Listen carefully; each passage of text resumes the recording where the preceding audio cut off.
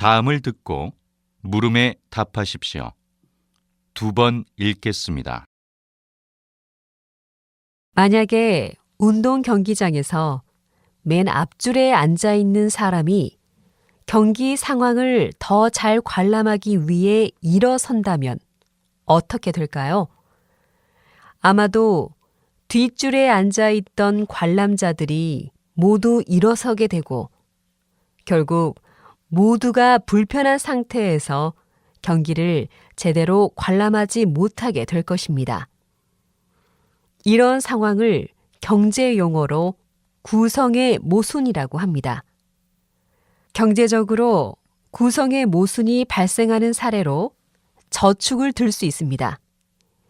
개인이 저축을 많이 하면 미래의 소득이 늘어나지만 모든 국민이 소비하지 않고 저축한다면 오히려 물건이 팔리지 않아 재고가 쌓이고 국민 소득이 감소해서 경기가 침체될 것입니다. 다시 들으십시오. 만약에 운동 경기장에서 맨 앞줄에 앉아 있는 사람이 경기 상황을 더 잘 관람하기 위해 일어선다면 어떻게 될까요? 아마도 뒷줄에 앉아 있던 관람자들이 모두 일어서게 되고 결국 모두가 불편한 상태에서 경기를 제대로 관람하지 못하게 될 것입니다. 이런 상황을 경제 용어로 구성의 모순이라고 합니다. 경제적으로 구성의 모순이 발생하는 사례로 저축을 들 수 있습니다. 개인이 저축을 많이 하면 미래의 소득이 늘어나지만 모든 국민이 소비하지 않고 저축한다면 오히려 물건이 팔리지 않아 재고가 쌓이고 국민 소득이 감소해서 경기가 침체될 것입니다. 33번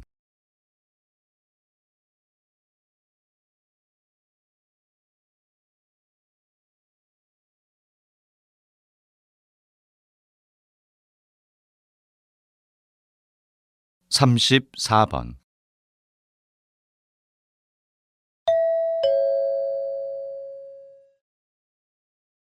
다음을 듣고 물음에 답하십시오.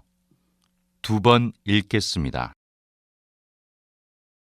만약에 운동 경기장에서 맨 앞줄에 앉아 있는 사람이 경기 상황을 더 잘 관람하기 위해 일어선다면 어떻게 될까요? 아마도 뒷줄에 앉아 있던 관람자들이 모두 일어서게 되고 결국 모두가 불편한 상태에서 경기를 제대로 관람하지 못하게 될 것입니다. 이런 상황을 경제 용어로 구성의 모순이라고 합니다. 경제적으로 구성의 모순이 발생하는 사례로 저축을 들 수 있습니다. 개인이 저축을 많이 하면 미래의 소득이 늘어나지만 모든 국민이 소비하지 않고 저축한다면 오히려 물건이 팔리지 않아 재고가 쌓이고 국민 소득이 감소해서 경기가 침체될 것입니다.